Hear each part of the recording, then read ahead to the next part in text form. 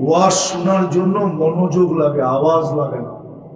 আমি দেখতেছি ও বারবার আওয়াজ বাড়াইতেছে আর আমি এটা দূরে সরাইতেছি, কেননা ও দুটা দিছে আমার কানের দিকে, মজমার দিকে দেয় না।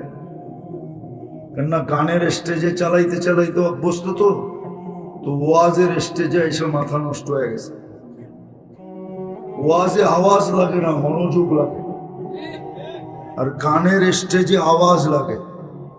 আওয়াজ ছাড়া যে গায়ে ওর কোমরেও শক্তি আসে না, যে নাচে ওর বডিতেও শক্তি আসে না, আর যুবক তো আসেই না। যত ড্যাগের আওয়াজ হয় তত বেশি ওদের ডান্স করতে সহজ হয়, কেননা কোমরে শক্তি আসে, আওয়াজ ছাড়া আসে না। আর ওয়াজের ভিতরে মনোযোগ লাগে, আওয়াজের দরকার হয় না। আমি প্রমাণ দিব, ১৬ লক্ষ সাহাবা যখন ছিলেন, লাউড স্পিকার কোথায় ছিল? বলুক না ফিনুয়ার, ২ দেলোয়ার সাহেবের বাড়ি তো এখানে, ঠিক না? বর্তমান দেলোয়ার আর অতীত দেলোয়ার, দুজনের বাড়ি তো এখানে, ঠিক না? কোথায় লাউড স্পিকার ছিল জিজ্ঞেস করে? একজন সাহাবা শুনে না এই কথা বলতে পারবে? কেন? এখানে মনোযোগ ছিল। এইখানে স্পিকার আছে, মনোযোগ নাই। এই জন্য আমাদের জীবনে চেঞ্জ আসে না। মনোযোগ দিয়ে যদি শুনতো, তাহলে কোরআনের কথা সত্য হতো। সামি'না ওয়া আতা'না, শুনতে দেরি, মানতে দেরি হতো না। আজকে আমাদের এই দুরবস্থার কারণ তো এটাই। নাইলে একজন যেখানে যথেষ্ট ছিল, ওই ময়দান আমি চিনি, আমাকে চিনাইতে হবে না। এটা মনে করেন না যে আমি ঢাকার থেকে এখানে চলে আসছি। আমি দুনিয়া ঘোরার পরে বাংলাদেশে নামছি, এর আগে বাংলাদেশে নামি নাই। ওই ময়দান আমি চিনি। ৬০,০০০-এর মোকাবেলায় বলছিল আমি একা যথেষ্ট। আওয়াজ না, আওয়াজ না, কেউ আওয়াজ করলে ভাববো ওনার কান্দে শয়তান বসা আছে। শয়তান চাবে না আজকে পুরস্কার নিয়ে উঠুক, শয়তান চাবে চিরাচরিত ওয়াজ শুনে উঠুক, আমার কোনো আপত্তি নেই, কিন্তু পুরস্কার যেন না নিয়ে ওঠে। কেননা পুরস্কার নিয়ে উঠলেই তো ওর পুরো পরিশ্রম জলাঞ্জলি সব মাটিতে মিশা যাবে। এই জন্য ও চাবে না যে পুরস্কার যেন নিয়ে উঠতে না পারে। ওয়াজ শুনুক সারা রাত্র, শয়তানের কোনো আপত্তি নেই। শয়তান জানে এই ওয়াজে কোনো কাজ দিবে না, শুনতে থাকুক, শুধু কানের মজা হবে। আমার সুর নাই তো, আমারটা তো কানেও মজা হবে না। এই জন্য ধ্যান দিয়ে শুনতে হবে। সুর থাকলে হয়তো কানে মজা দিত, আমার তো সুরই নেই। মানুষ বলে আপনার বয়ান শুনি, আমি হাসি যে আমার আওয়াজ তো আমার কাছেই পছন্দ না, মানুষ কি শুনে? সত্য। আমাদের এক মৌলানা ছিল, মৌলানা আব্দুল গাফফার সাহেব রহমতুল্লাহ আলাইহ। পুরানরা চিনবে, নতুনরা চিনবে না। তুমি একদিন বলতেছিল ঢাকাতে এক বয়ানে, আমার মেয়েটা বিয়ে হয়েছিল, তালাক দিয়ে দিছে। কেন? আমারে দেখলে বোঝেন না? উনি খুব কালো ছিল, লম্বা ছিল, স্বাস্থ্য ছিল, কিন্তু রঙে কালো ছিল। এটা ছিল ওনার ওয়াজের শুরু আর কি। তো আমার আওয়াজ তো ভাঙ্গা ডোলের চেয়েও খারাপ, সুর নাই, মনোযোগ দিতে হবে। এই জন্য শয়তান চাবে না আজকে যে পুরস্কার নিয়ে উঠুক। তো যেটা বুঝাইতেছিলাম, দুরবস্থা কেন?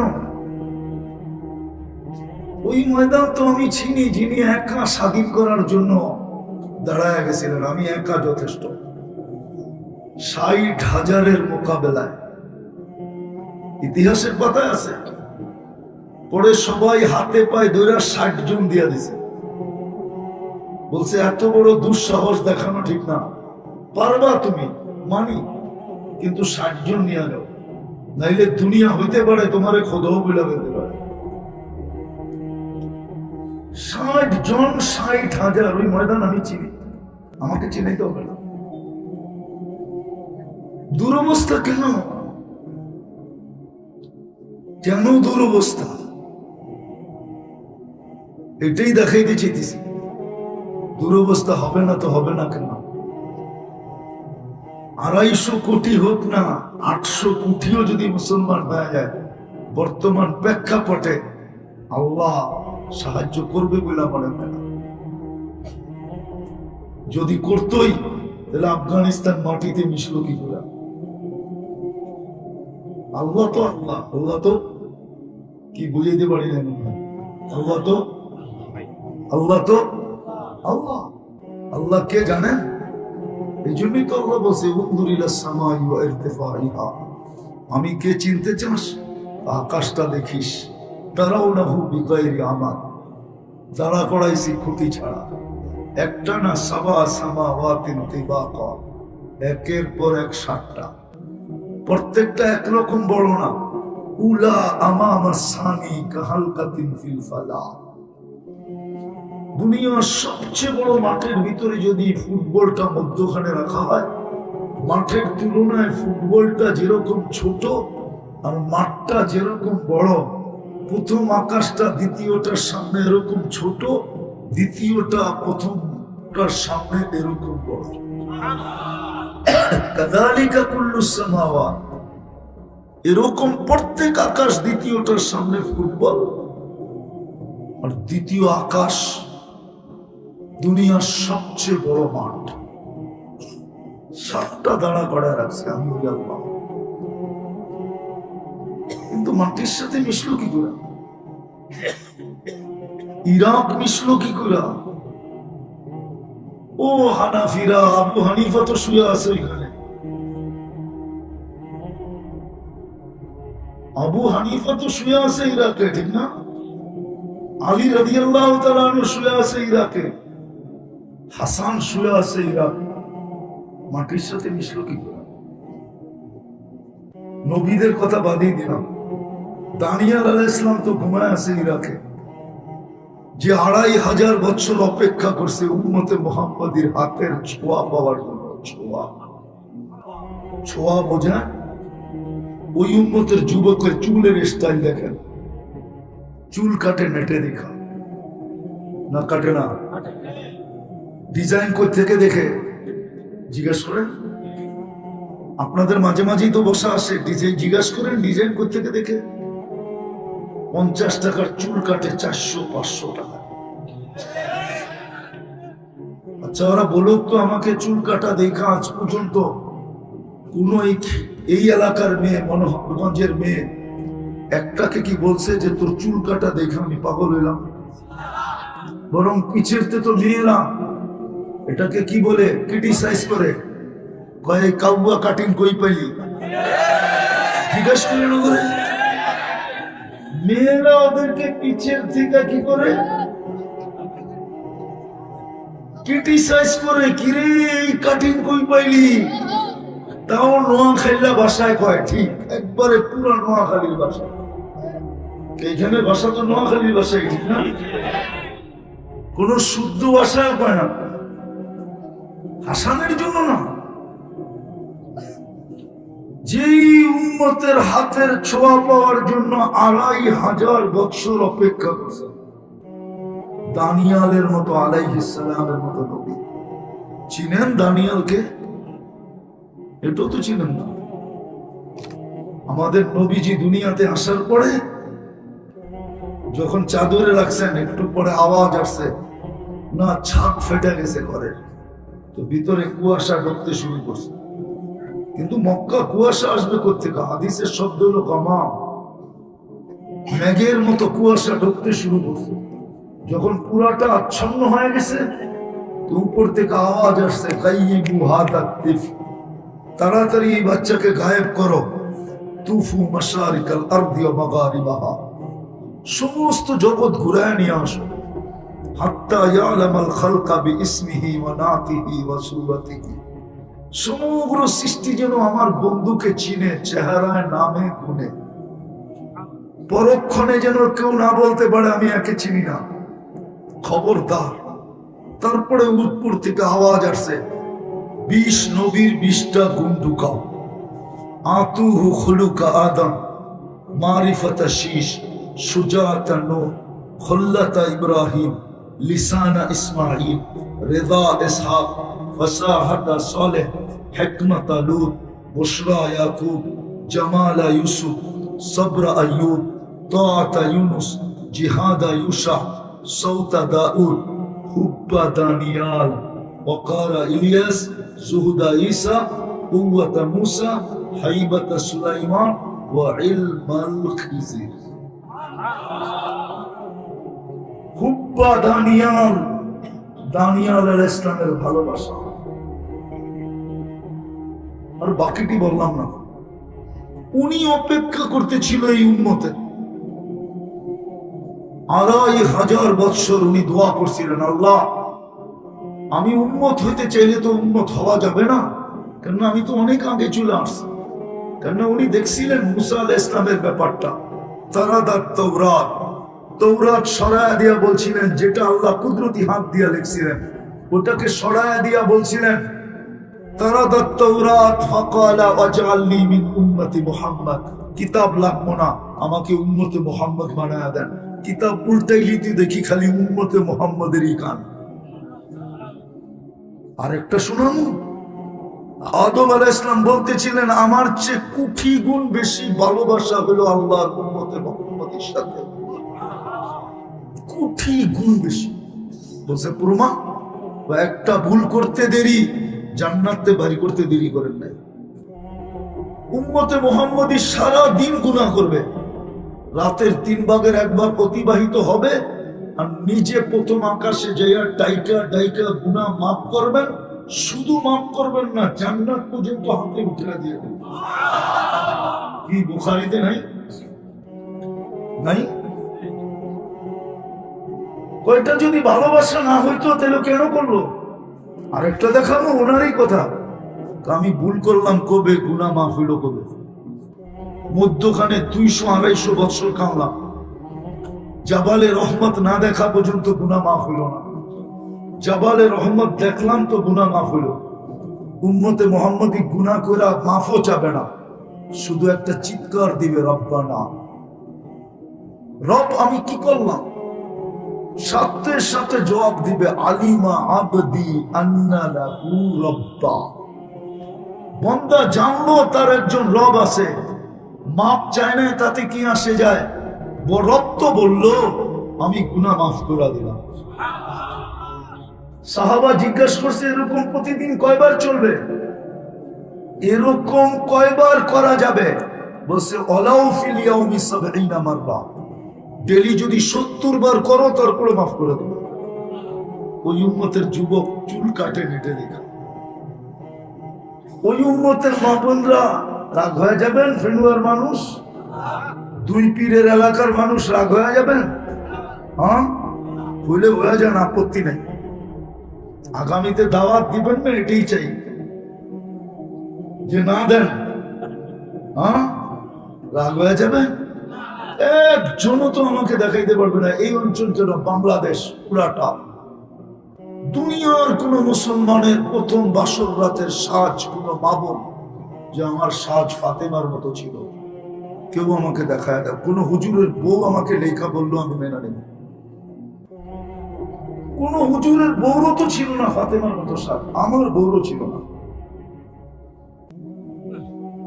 ফাতেমা কি বাসর রাতে সাজে না? সব তো সাজে প্রতিবেশীরা যেরকম সাজায় দেয়, বান্ধবীরা যেরকম সাজায় দেয়। আর পার্লার তো এই গ্রামের বাজারও আছে, পার্লার তো প্রত্যেক গ্রামে গ্রামে আছে। পার্লারের ডিজাইন দেখে সাজে, ফাতেমার সাজে তো সাজে না। দুরবস্থা হবে না তো হবে না কেন? দুরবস্থা হবে না কেন? একটু ভাবেন, কেন হবে না? এই জন্যই বলছিলাম যে একটা সময় ছিল একজন দুনিয়ার জন্য যথেষ্ট ছিল। আজকে 250 কোটি। কারো গায়ে কাপড় ছিল না, পেট ভরা খাওয়া ছিল না, পায়ে জুতা ছিল না।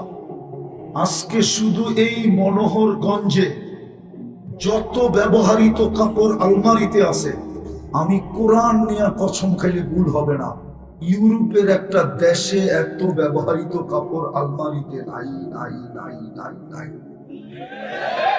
বিশ্বাস হয় না? কেউ আছে এখানে ইউরোপের প্রবাসী? নাই? আমেরিকা, কানাডা নাই? সব বাহিরে।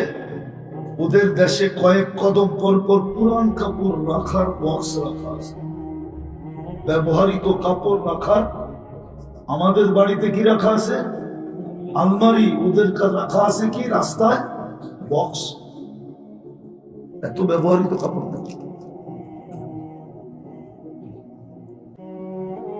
তারপরে এই দুরবস্থা কেন? একজন দুনিয়ার জন্য যথেষ্ট ছিল, আজকে 250 কোটি। হবে না কেন?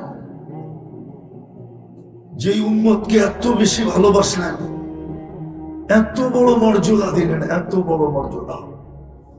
আরে 80 বছর বাঁচার পরেও যদি 80 বছরে যদি একটা রাত ধরে নিয়ে যেতে পারে, একটা রাত্র, 80 বছরের প্রচেষ্টায় একটা রাত্র যদি ধরে নিয়ে যেতে পারে, আর আল্লাহ যদি জিজ্ঞাসা করে কতদিন ছিলি, 80 বছর, হিসাব দে, বুল ফুলায় বলতে পারবে এক রাত্রের দিয়া নেই। এক রাত্রই তো 83 বছর 4 মাস ছিল। আমি ছিলাম 80 বছর, 80 থেকে 80 বাদ দিয়া দেন, তারপরও তো 3 বছরের 4 মাসের পাওনা আমি আপনার কাছে, আপনি আমার কাছে পাবেন কোত্থেকে? এত বড় বড় চোখ দেখান কেন? আল্লাহকে বলতে পারবে এক লাইলাতুল কদর। তার কারণে পাইলেন। লাইলাতুল কদর কি নফল ইবাদত? বলো হুজুর, নফল কি? নফল? আরে বলেন না, নফল ইবাদত। 83 বছরের নফল ইবাদত পাবে? 83 বছরের সমূলে ইবাদতের সওয়াব পাবে। আবার যদি হুজুর গো কায়দায় যাই, তাহলে তাসালসুল লাজিম হয়ে যাবে। কেননা 83 বছরে আবার 83টা লাইলাতুল কদর আছে, আবার অতটা হবে, আবার অতটার ভিতরে অতটা হবে, আবার এটার ভিতরে অতটা হবে। এটাকে তাসালসুল বলে হুজুর গো ভাষায়। এটা কইরা করে শেষ করতে পারবে না। এই জন্য আল্লাহ একটা শব্দ বলছে, খায়ের বলছে, খায়ের, খায়রুম মিন আলফি শাহর। তাসালসুলের জবাব আল্লাহ খায়ের দিয়ে দিয়েছে। মনে বুঝাইতে পারি না। ওই উম্মতের দুরবস্থা। আপনারা চিৎকার দেন ফিলিস্তিন নিয়ে, কি দেখা? মিডিয়া দেখা? আপনাদের চেয়ে বেশি আমি কাঁদি। আমি 14 বছর আগে ফিলিস্তিনে 2 চোখে দেখা আসছি। ফিলিস্তিনের যুদ্ধ আমার যুগ বিয়োগে মিলে না। আমি মিলাইতে পারতেছি না, কোন দিন জানি আমার ভিতর ফেটে যাবে, আমি কোথাও মিলে যাব। আমার যুগ বিয়োগে মিলে না। যেখানে ইব্রাহিম খলিল ঘুমায়, ওইখানে ফাটে কি করে? খলিল তো আজকে 1 বছর ঘুমাইতে পারতেছে না। আইসেন না, ভাবেন নবীরা কবরে জীবিত থাকে, নবীদের শরীর মাটির উপরে হারাম। হ্যাঁ, এই মাটির ওলামারও জানে না ইতিহাস। বলে আপনি পাইলেন কোত্থেকা? ওই যে বললাম না, কিতাব ঘাটতে ঘাটতে পাইছি, নেটে দেখা পাই নাই, কিতাব থেকে পাইছি। হ্যাঁ, দুনিয়ার সব দেশে মাদ্রাসা শুরু হয় নিচের থেকে উপরে। এই দেশে মাদ্রাসা প্রথম শুরু হয়েছে 800 বছর আগে, বুখারী থেকে নিচের দিকে প্রথম হাদিসের দর্শন। তারপরে নিচে আইসা কি নাজেরা পর্যন্ত আসছে। আবু তাইয়ামা রাহমাতুল্লাহ আলাইহি 1268 সনে সর্বপ্রথম বুখারীর দর্শ দিয়েছেন এই মজুমে। আপনি জানেন না এই জমিনের আধ্যাত্মিক ইতিহাস? আল্লাহ রাসূল হিজরত করেন নাই, তখন 4 সাহাবী চলে আসছে এই জমিনে। আবু ওয়াক্কাস, ওহাব ইবনে মালিক, কাসিম ইবনে হুযায়ফা, উরওয়া ইবনে সাসা, এই 4 সাহাবী আসছেন। 2 জনের কবর চীনে, আবু ওয়াক্কাস চীনে গুয়ানজুতে কবর, আর ওহাব ইবনে মালিক রাদিয়াল্লাহু তাআলা আনহু কবর মঙ্গোলিয়ার বর্ডারে, আর কাসিম ইবনে হুযায়ফা, উরওয়া ইবনে সাসা এই মাটির নিচে এখনো ঘুমাইতেছে। এই মাটির আধ্যাত্মিক একটা ইতিহাস আছে। ইসলামের সর্বপ্রথম, সর্বদূর, সর্বকঠিন কুরবানি এই মাটির নিচে ঘুমায় আছে। আপনি মাটি চিনেন না? কোন মাটি? এই জন্য আপনাদের মাধ্যমে জানাইতে চাইলাম, আজকের থেকে মসজিদ ভোলা দেন, লড়তে হবে না।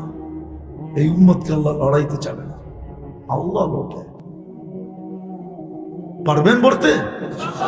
হ্যাঁ, কি গরু ছাগল দিয়ে বলে দিবেন না? আপনারা আমরা নামাজ পড়ে বলবো। হ্যাঁ, ওয়াদা পাক্কা? আল্লাহ আমল করার তৌফিক দান করেন। ওমা আলাইনা ইল্লাল বালাগ। দোয়া, আল্লাহুম্মা লাকাল হামদ। কিন্তু বাংলাদেশের মাটি নিয়ে একটা ভবিষ্যৎবাণী করতেছি, ইতিহাসের আলোকে। বাংলাদেশের মানুষ না মাটি, এই মাটি ওই মাটি, এটা নিয়ে বেশিক্ষণ যদি কেউ খেলে তো এই মাটি ওকে কিক দিয়া দেয়, কিক। আমার বিশ্বাস যারা চোখ দেখাইতেছে ওদেরকে আমি পরামর্শ দিতেছি, ওদের সদয় বুদ্ধিকে আমি উদিত করতে চাইতেছি যে এই মাটিকে চোখ দেখায় না, যদি দেখাও তাহলে পরিণতি তোমার এটাও হতে পারে, কাউকে তো কিক দিয়া বাউন্ডারির বাহিরে করবে, তোমাকে হয়তো দুনিয়ার বাহিরে করে দিতে পারে। আমি ইতিহাসের আলোকে বলতেছি, আমি কোনো জোশালু বক্তা না, বললাম না। আমি রক্তের বন্যা বহনের পক্ষে না, আমি এই মাটির ইতিহাস বলতেছি, এই মাটির ইতিহাস। আপনারা এই মাটির ইতিহাস জানেন না? এই মাটির একটা করুণ ইতিহাস আছে, ওটা খোলার সময় আমার কাছে নাই। আজকের ইতিহাস না, 1400 বছর আগের ইতিহাস চলে আসতেছে এই মাটির। হ্যাঁ, এই মাটির ওলামারও জানে না ইতিহাস। বলে আপনি পাইলেন কোত্থেকা? ওই যে বললাম না, কিতাব ঘাটতে ঘাটতে পাইছি, নেটে দেখা পাই নাই, কিতাব থেকে পাইছি। হ্যাঁ, দুনিয়ার সব দেশে মাদ্রাসা শুরু হয় নিচের থেকে উপরে। এই দেশে মাদ্রাসা প্রথম শুরু হয়েছে 800 বছর আগে, বুখারী থেকে নিচের দিকে প্রথম হাদিসের দর্শন। তারপরে নিচে আইসা কি নাজেরা পর্যন্ত আসছে। আবু তাইয়ামা রহমতুল্লাহ আলাইহি 1268 সনে সর্বপ্রথম বুখারীর দর্শ দিয়েছেন এই মজুমে। আপনি জানেন না এই জমিনের আধ্যাত্মিক ইতিহাস? আল্লাহ রাসূল হিজরত করেন নাই, তখন 4 সাহাবী চলে আসছে এই জমিনে। আবু ওয়াক্কাস, ওহাব ইবনে মালিক, কাসিম ইবনে হুযাইফা, উরওয়া ইবনে সাসা, এই 4 সাহাবী আসছেন। 2 জনের কবর চীনে, আবু ওয়াক্কাস চীনে গোয়ানজুতে কবর, আর ওহাব ইবনে মালিক রাদিয়াল্লাহু তাআলা আনহু কবর মঙ্গোলিয়ার বর্ডারে, আর কাসিম ইবনে হুযাইফা, উরওয়া ইবনে সাসা এই মাটির নিচে এখনো ঘুমাইতেছে। এই মাটির আধ্যাত্মিক একটা ইতিহাস আছে। খালিদ রাদিয়াল্লাহু তাআলা আনহু যে কিলা বা দুর্গ যেটাকে স্বাধীন করছিলেন একা, ওটা আমি 2008-এ এই 2 চোখে দেখছি। দেওয়ালগুলা এত উঁচা যে এখনো তাকাইলে টুপি পড়া যায়। পরিধিটা এত বড়, পায়ে হাইটা দেখা আমার জন্য সম্ভব হয় নাই। কিছু পায়ে হাঁটছি, বাকিটা গাড়ি দিয়ে ঘুরছি। একা স্বাধীন করছেন, একা। কিতাব এটাই বলে, ইতিহাস এটাই বলে। উনি ফটক খোলার পরে উনি বলছে, উদখুলু সালিমিন গনিমিন, তোমরা শান্তিতে গনিমতের মাল জমা করার জন্য ঢোকো, আমি সাইজ করে দিছি। একা। আজকে কয়শো কোটি, তারপরে তো বিলাইয়ের মতো, ঠিক না? বিলাই না, বিলাই না, মনে হয় বুঝে আসে না। কারণ কি? কারণ দেখানো, অল্প সময়, বেশি লম্বা করব না। ভালো মতে শুনেন, কাজে দিবে। এই যে ভালো মতে শুনেন না, এটাই কারণ। মনোযোগ দিয়ে শুনি না তো এটাই কারণ। পরিবেশকে নির্জুম রাখি না, এটাই কারণ। যেইভাবে শুনতে বলছে আল্লাহর হুকুম, ওইভাবে শুনি, পুরস্কার নিয়ে উঠবো। নাইলে শুধু তম বাড়তে থাকবে। তম বোঝেন? এটা কত তম এটাও তো জানি না। এরকম তম বাড়তে থাকবে। কোনো চেঞ্জ হবে না। আমি চিনি এটা, এই এলাকা ফেনু আর হুজুরের এলাকা তো চেঞ্জ হবে না, শুধু তম বাড়বে তম। আমার পরেও বক্তা আসতেছে মনে হয় হাবিবুর রহমান মিসবাহ, চলে গেছে কইরা, ও তাইলে তো করিয়ে গেছে, ঠিক না? এরকম তম বাড়তে থাকবে, তম, কিন্তু চেঞ্জ হবে না। বিলাই হয়েই কবরে চলে যাব, বাঘ হতে পারবো না। এই জন্য যত বেশি মনোযোগ দিয়ে শুনতে পারি আর যত বেশি পরিবেশটাকে চুপচাপ রাখতে পারি, তাইলেই পুরস্কার নিয়ে উঠবো। প্রথম পুরস্কার ইরজিউ মাগফুরান লাক, যাও তোমাদের গুনাহ মাফ। দ্বিতীয় পুরস্কার বুদ্দিলা সাইয়্যাতিকুম হাসানা, গুনার জায়গাগুলা নেকি দ্বারা পরিপূর্ণ হবে। তৃতীয় পুরস্কার ইয়াযকুরুল্লাহু ফী মান ইনদা, আল্লাহ আমাদের নাম নিয়ে ফেরেশতাদের সামনে আলোচনা করবে। ওয়াজ শোনার জন্য মনোযোগ লাগে, আওয়াজ লাগে না। আমি দেখতেছি ও বারবার আওয়াজ বাড়াইতেছে আর আমি এটা দূরে সরাইতেছি, কেননা ও দুটা দিছে আমার কানের দিকে, মজমার দিকে দেয় না। কেননা গানের স্টেজে চালাইতে চালাইতে অভ্যস্ত, তো ওয়াজের স্টেজে এসে মাথা নষ্ট হয়ে গেছে। ওয়াজে আওয়াজ লাগে না, মনোযোগ লাগে। আর গানের স্টেজে আওয়াজ লাগে। আওয়াজ ছাড়া যে গায়ে ওর কোমরেও শক্তি আসে না, যে নাচে ওর বডিতেও শক্তি আসে না, আর যুবক তো আসেই না। যত ড্যাগের আওয়াজ হয় তত বেশি ওদের ডান্স করতে সহজ হয়, কেননা কোমরে শক্তি আসে, আওয়াজ ছাড়া আসে না। আর ওয়াজের ভিতরে মনোযোগ লাগে, আওয়াজের দরকার হয় না। আমি প্রমাণ দিব, ১৬ লক্ষ সাহাবা যখন ছিলেন, লাউড স্পিকার কোথায় ছিল? বলুক না ফিনুয়ার, 2 দেলোয়ার সাহেবের বাড়ি তো এখানে, ঠিক না? বর্তমান দেলোয়ার আর অতীত দেলোয়ার, দুজনের বাড়ি তো এখানে, ঠিক না? কোথায় লাউড স্পিকার ছিল জিজ্ঞেস করে? একজন সাহাবা শুনে না এই কথা বলতে পারবে? কেন? এখানে মনোযোগ ছিল। এইখানে স্পিকার আছে, মনোযোগ নাই। এই জন্য আমাদের জীবনে চেঞ্জ আসে না। মনোযোগ দিয়ে যদি শুনতো, তাহলে কোরআনের কথা সত্য হতো, সামি'না ওয়া আতা'না। শুনতে দেরি, মানতে দেরি হতো না। আজকে আমাদের এই দুরবস্থার কারণ তো এটাই। নাইলে একজন যেখানে যথেষ্ট ছিল, ওই ময়দান আমি চিনি, আমাকে চিনাইতে হবে না। এটা মনে করেন না যে আমি ঢাকার থেকে এখানে চলে আসছি। আমি দুনিয়া ঘোরার পরে বাংলাদেশে নামছি, এর আগে বাংলাদেশে নামি নাই। ওই ময়দান আমি চিনি। ৬০,০০০-এর মোকাবেলায় বলছিল আমি একা যথেষ্ট। আওয়াজ না, আওয়াজ না, কেউ আওয়াজ করলে ভাববো ওনার কান্দে শয়তান বসা আছে। ওনার শয়তান চাবে না আজকে পুরস্কার নিয়ে উঠুক। শয়তান চাবে চিরাচরিত ওয়াজ শুনে শুনা উঠুক, আমার কোনো আপত্তি নেই, কিন্তু পুরস্কার যেন না নিয়ে ওঠে। কেননা পুরস্কার নিয়ে উঠলেই তো ওর পুরো পরিশ্রম জলাঞ্জলি সব মাটিতে মিশা যাবে।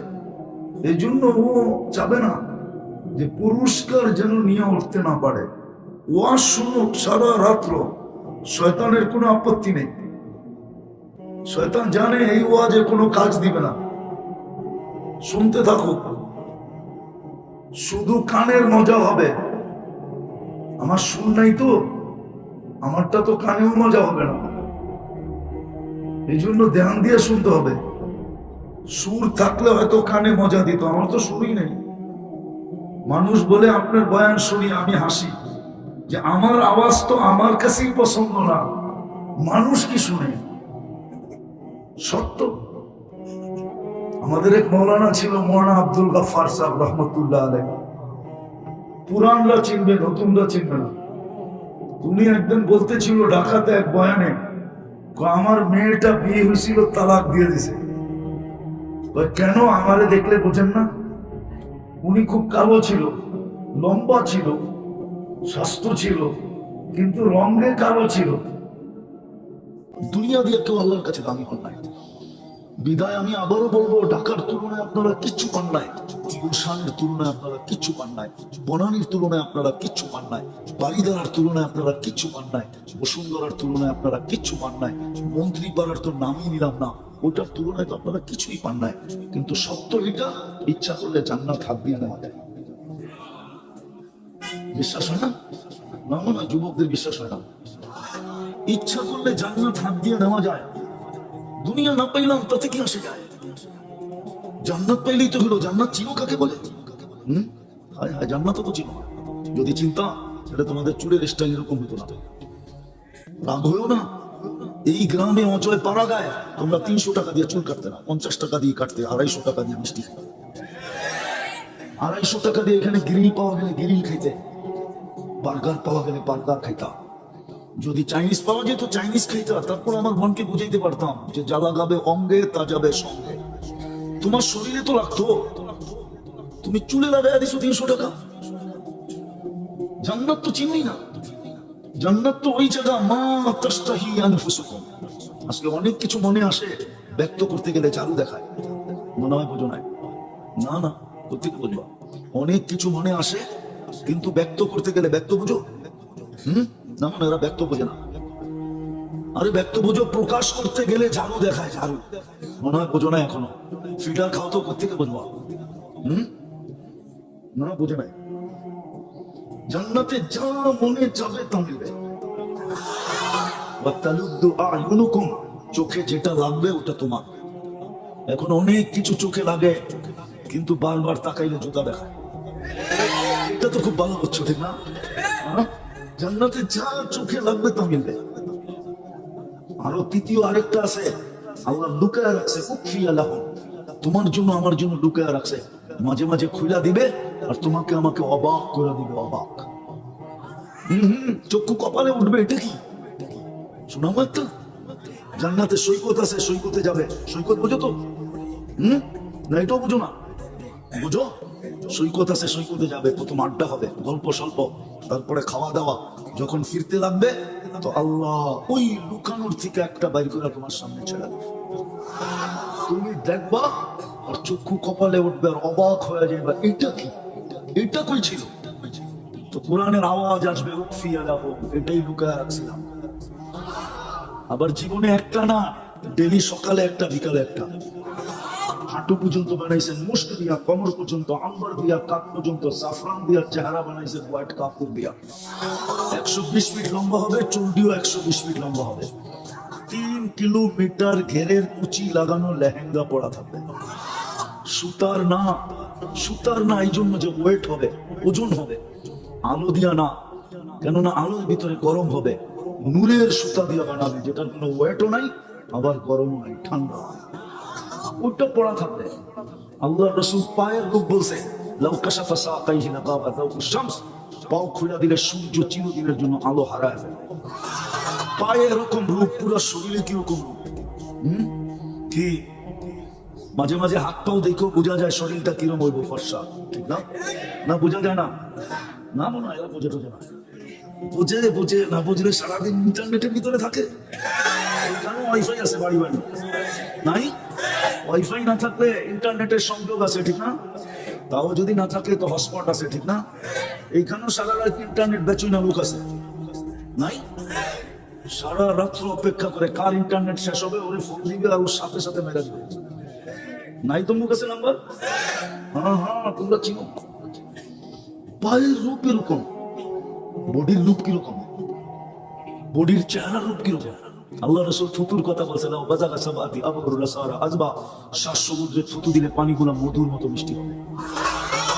এইবার চোখ বন্ধ করে একটু ভাবো তো, ওই ঠোঁটে ঠোঁট লাগলে চুমা দিলে কেমন মজা হবে। 7 সমুদ্র চিনো? খালের মতো লম্বা, জিজ্ঞেস করো আটলান্টিক কয় মাইল লম্বা?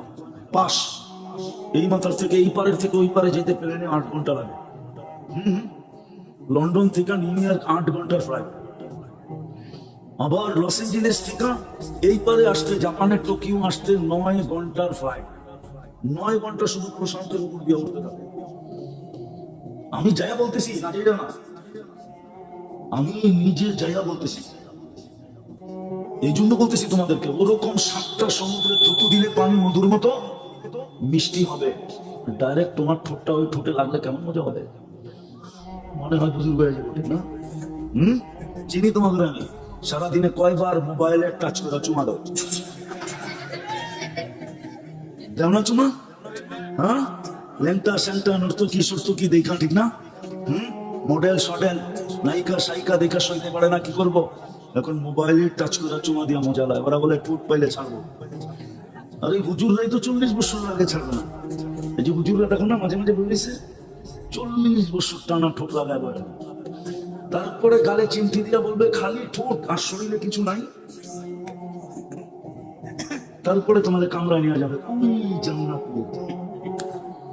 যদি নিজেকে আল্লাহর হুকুমের উপরে উঠাইতে পারো, কোথায় বাস এটা দেখবে না। খাও কি, পড়ো কি, বংশ কি, রং কি, ঠং কি, কিছু না। শুধু দেখবে হুকুম মানলো কি, বাস হুকুম মানলো তো শোনা। যেরকম পরশ পাথর লাগলো লোহায় তো কি, আরে কোন না মনে হয় বা জানো না তোমরা, পরশ পাথর লোহায় লাগলো তো কি সোনা। লোহায় পরশ পাথর লাগলে কি হয়? স্বর্ণ হয়। আল্লাহর হুকুমের উপরে উঠলা তুমিও শোনা। দুনিয়ার সোনা মানুষ কাগজ দিয়া কিনে, তোমাকে আল্লাহ জান্নাত দিয়া কিনবে। যা চাবে তোমার, গান চাবে গান মিলবে, নাচ চাবে নাচ মিলবে। দুনিয়ার গান 4 মিনিটের উপরে নাই, বাকি লম্বা হইলে আ করতে করতে লম্বা হয়েছে। জান্নাতের গান টানা 40 বছর। এখন খালি দেখতেই পারো আর মোবাইলে টাচ করে চুমাই দিতে পারো, আর কিচ্ছু পারো না। জান্নাতে যে তোমার সামনে গাইবে সে তোমার, যে তোমার সামনে নাচবে ও তোমার। গান শেষ, হাত ধরে টান দিয়ে নিয়ে যাবে, বলবে খালি গানই দেখবি, গানই শুনবি, আর কাহিনী নাই, চল কাহিনী দেখাইতে দেয়। নাচবে এই দুনিয়ার নাচ। এক এক পায়ের ঝংকার থেকে 1 লক্ষ কালার বাড়ি। ডিস্কো আর কি দেখছো তুমি? ডিস্কো তো জান্নাতে হবে। খালি যুবক নিজেকে উঠাও আল্লাহর হুকুমের উপরে, শুধু হুকুমের উপরে উঠাও, বেশি করতে হবে না। 1-এর ভিতরে 100 ছিল। 1-এর ভিতরে কত? 1-এর ভিতরে 100 ছিল। 1-এর ভিতরে 100, 1-এর ভিতরে 100 ছিল। আফসোস তো এখানেই, তুমি হাত ছুঁয়া করতে পারলা না। এই এলাকার মানুষের জন্য জান্নাত একবারে কাছে। বলবো ইমান তো মাতৃকুলে দিয়েই পাঠিয়েছিলাম, শুধু ইমানটাকে ধরে রাখা। আমিনু আলা রাব্বিকুম সাল্লু খামসাকুম, 5 ওয়াক্ত নামাজ পড়ো, সুমু শাহরাকুম, রমজানে রোজা রাখো, ওয়াদখুলু জান্নাতা রাব্বিকুম, মরো আর সিধা জান্নাতে যাও। আমি জানি এখানে কেউ কোটিপতি নাই, আছে নাকি? হ্যাঁ, হয়তো জায়গা যেমন বেশি হবে, ক্যাশ তো নাই। ক্যাশ আছে? হ্যাঁ, শুধু এতটুকু করলেই হতো। কিন্তু আমার সুস্থ এখানে না, ইমাম ধরে রাখলো না, আল্লাহ ডাকলে মসজিদে আসলো। আচ্ছা, ওনাকে প্রশ্ন করি আমি, এই এলাকার ধনী মানুষগুলো এই এলাকায় থাকে? কোথায় থাকে? শহরে, ঠিক না? কোন শহরে? হয়তো ময়মনসিংহ নালে ঢাকা, ঠিক না? হ্যাঁ, গ্রামের মাঝে মাঝে আসে, ঠিক না? কেন? পয়সা, ঠিক না? আল্লাহ কি গরিব? এই গ্রামে মসজিদটা নিজের ঘরটা দিল কেন? আল্লাহ কি গরিব? বলেন না গরিব? গরিব? আপনার গ্রামে নিজের ঘরটা বানাইলো কেন? এই গ্রামে মসজিদ নাই? যুক্তি দিয়ে বুঝান আমাকে। ধনী তো ধনাট্য এই গ্রামের হইতে দেরি, শহর মুখী হইতে দেরি হয় না। প্রবাদ বাক্য বলে যদিও আসে শহর, না ছাড়িও শহর। ও শহর ছাড়তে চায় না, আরো পয়সা আলা বলে উন্নত দেশে চলে যায়। আল্লাহ কেন ঘরটা এই গ্রামে দিল? কেন দিল? এই জন্য দিছিল যেন জান্নাত আমি 2 কদম দিয়ে নিতে পারি।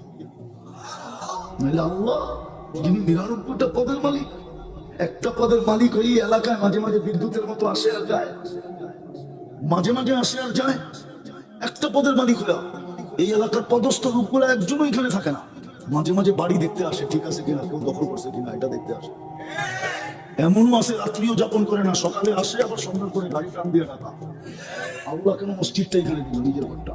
আল্লাহ তো এক তোদের মালিক না, আল্লাহ তো রহমান, আল্লাহ তো রহিম, আল্লাহ তো মালিক, আল্লাহ তো কুদ্দুস, আল্লাহ তো সালাম, আল্লাহ তো মুমিন, আল্লাহ তো মুহাইমিন, আল্লাহ তো আজিজ, আল্লাহ তো জব্বার, আল্লাহ তো মুতাকাব্বিরুল খালিকুল বারিকুল মুসাব্বিরুল গফফারুল কহ্হারুল ওয়াহাবুর রাজ্জাকুল ফাত্তাহুল আলিমুল কাবিদুল বাসিতুল খাফিদুল রাফিউল মুইজ্জুল মুদিল্লুস সামিউল বাসীরুল হাকামুল আদলুল লতীফুল খবীরুল হালিমুল আযীমুল গফুরুশ শাকুরুল আলিমুল কবীরুল হাফিজুল মুকিতুল হাসিবুল জলিলুল করিমুল রকিবুল মুজিবুল ওয়াসি আল হাকিমুল ওয়াদুদুল মজিদুল বাঈতুশ শাহীদুল আকুল ওয়াকিলুল কবিয়ুল মাতিনুল ওয়ালিকুল হামিদুল মুসিল মুগদি আল মুঈদ আল মুহয়ি আল মুমীত আল হাইয়্যু আল কাইয়্যুম আল ওয়াজিদ আল মাজিদ আল ওয়াহিদ আল আহাদ আল সামাদ আল কাদির আল মুক্তাদির আল মুকদ্দাম আল মুআক্খার আল আউয়াল ওয়াল আখির আল কাহির ওয়াল বাতিন আল ওয়ালি আল মুতাওয়ালি আল বার আল তাওয়াব আল মুনতাকিম আল আফু আল রাউফ মালিক আল মুলক যাল জালালি ওয়াল ইকরাম আল আদম থেকে আদম আলাইহিস সালাম থেকে নিয়ে ঈসা আলাইহিস সালাম পর্যন্ত সমস্ত নবীরা নফসি নফসি বলে।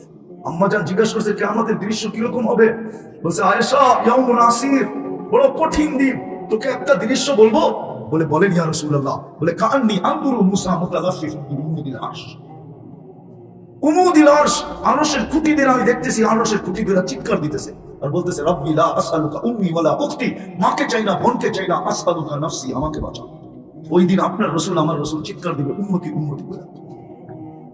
ওই সমাজে ওই উম্মত নবীর কোনো ছাপ নাই।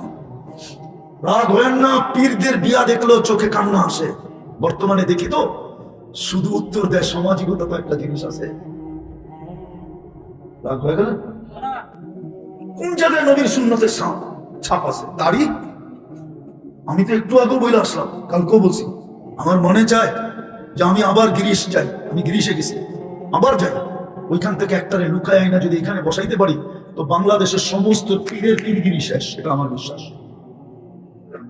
বিশ্বাস আমার, কোন পীরের বাদ থাকবে না, শেষ। যত রশি বলেন সব রশি শেষ। আমি দেখে বলতেছি, এই বড় দাড়ি, কালো পাগড়ি, এরকম বাবরি, কালো জুব্বা। গিরিশের মানুষ বড় লম্বা হয়, স্বাস্থ্য হয়, টকটকে সুন্দর হয়। লোকমান আলাইহিস সালামের এলাকার লোক। এবার বোঝেন কেমন?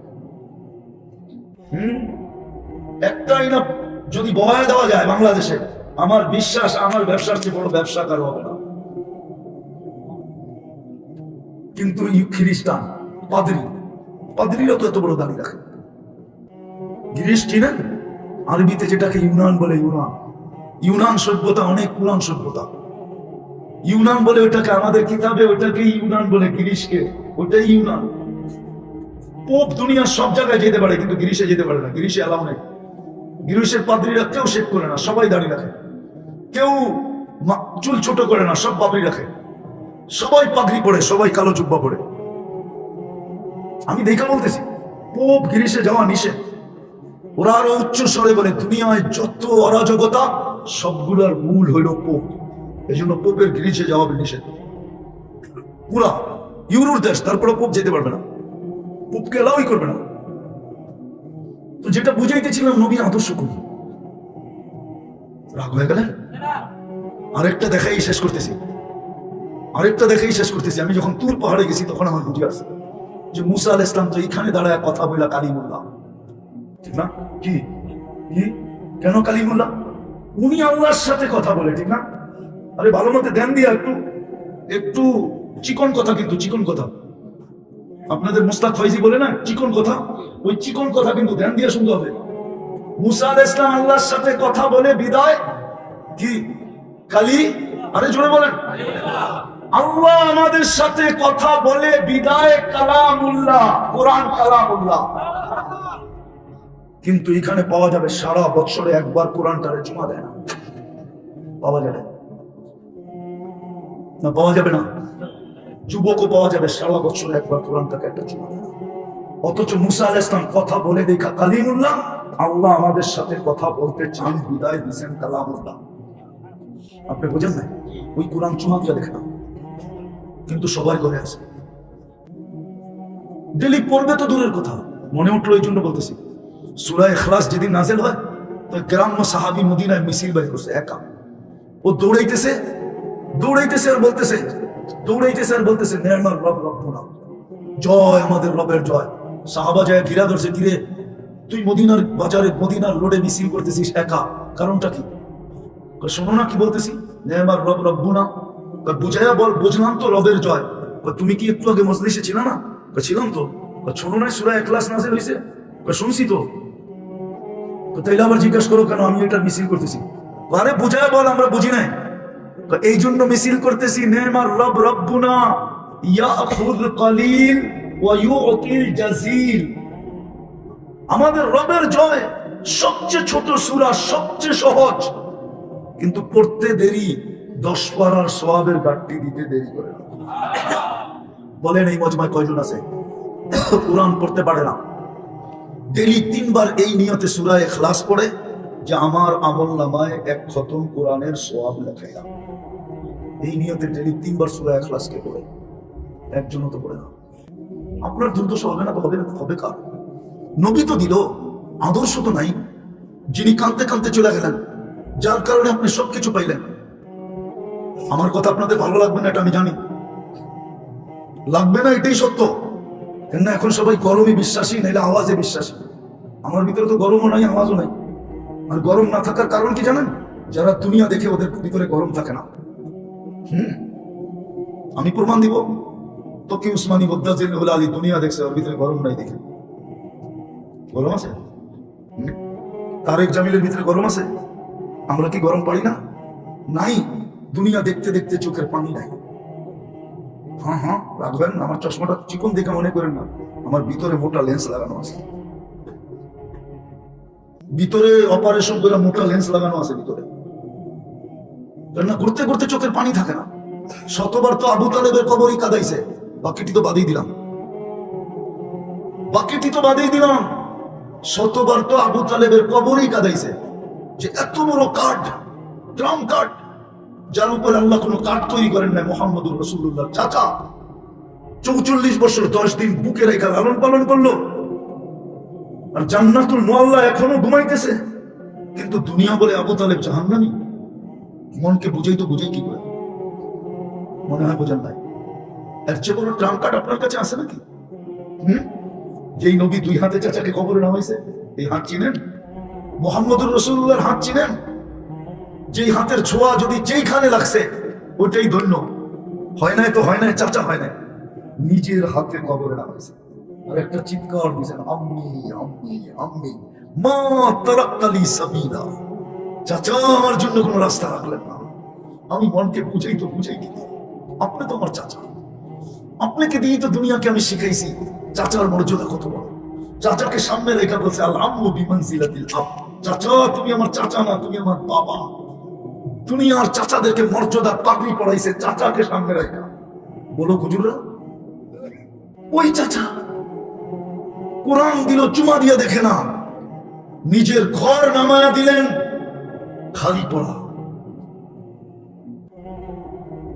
ঘরে নামান নাই? মসজিদ কার ঘর? ইন্নাল মাসাজিদা লিল্লাহ ইন্না আউওয়ালা বাইতিন উযিয়া লিন-নাসি লাল্লাযী বিবাক্কাতা মুবারাকান ওয়া হুদাল লিল আলামিন। ঘর নামায়া দিলেন, বাজার বড়া, মসজিদ খালি। আপনার দুরবস্থা হবে না কেন? ভাবছেন পাকনামি করে বেঁচে যাবেন? আল্লাহর লগে পাকনামি চলে না। বাকি দুনিয়া বলবে হুজুররা তো আছে। হুজুর না, এটা উম্মত। হুজুর না, উম্মত। এটা উম্মতে মুহাম্মাদি। আমার কথা সত্য না মিথ্যা ভাবেন? চলে যাবা যুবক, আমি শেষ জায়গায় চলে আসছি, চলে যাবা। তোমার কানে টেলি ধ্বনি দিতেছে কাম্মিন সাহাব সাবাকা কাইলাল মউত। কত যুবককে আমরা যৌবনের সাথে কবরে শোয়া দিয়েছি। যুবক তোকে শোয়া দিতে পারি, লা ইয়াক্তারু, তারপরে আবেদন করছে যুবক যৌবন যেন তোকে বিমুখ না করে। আমাদেরকেও বলছে ফাইন্নাকা গায়রা মুখাল্লাদ, মানুষ তুমি চিরঞ্জীব না। তারপরে আবেদন করছেন লা তাফরাহ বিদুনিয়া আলিকা, দুনিয়ার উন্নতি তোমাদেরকে যেন বিমুখ না করে। ওই জায়গা তো আমি চিনি, চোখে দেখছি, যেখানে ঈসা আলাইহিস সালাম দাঁড়ায় জিজ্ঞাসা করছেন কাইফা দাম্মারাকুমুল্লাহু তাদমিরা, তোমাদেরকে সমূলে কিভাবে ধ্বংস করলেন? বিতনা বিল আফিয়া, ফুর্তি করতে করতে নিশ্চিন্তে ঘুমায়া গেলাম। আসবাহনা ফিল হাফিয়া, সকালে উঠা দেখি হাফিয়া দুজক।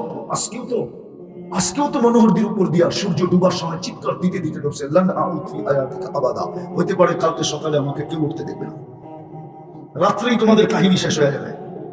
গত ডিসেম্বরে 13 লক্ষ লোক মারা গেছে এক রাত্রে তুর্কিতে, এক ভূমিকম্প। এই জন্যই তো আল্লাহ বলছে লাউ আমারতুল আরদা লাত্তালাআতকা ফি বাতনিহা, আমি জমিনকে হুকুম দিতে দেরি তোমাদেরকে পেটে নিতে দেরি করবে না। লাউ আমারতুল বাহরা লা আগলাকাকা ফি কারিহা, সমুদ্রকে হুকুম দিলে তোমাদেরকে তলদেশে নিতে দেরি করবে না। ফেনুয়ার মানুষ যতই বলুক না কেন, বা মনোহরগঞ্জের মানুষ যতই বলুক না কেন, কক্সবাজার বহুত দূর, কুয়াকাটা বহুত দূর, 2 দিন আগেই তো কুমিল্লা ডুবে গেল। আল্লাহ বলে হুকুম দিতে দেরি তোমাদেরকে তলদেশে নিতে দেরি করবে না। লাউ আমারতুল মালাইকা লা আহলাকাতকা, ফেরেশতাকে হুকুম দিলে সাইজ করতে দেরি করবে না। আপনারা দেখেন না, আমি দেখছি কওমে আদের মাথার খুলি এখনো রাখা আছে। অ্যাড্রেস নেন, যান, 6 ফিটের একটা এদিকে দাঁড়াবে, একটা ওইদিকে দাঁড়াবে, একজন আরেকজনেরকে এই খুলির উপর দিয়া পরিপূর্ণ দেখবে না, এত বড় মাথার খুলি রাখা আছে এখন। অ্যাড্রেস নেন আমার ঠিকানা, চলে যেতে হবে।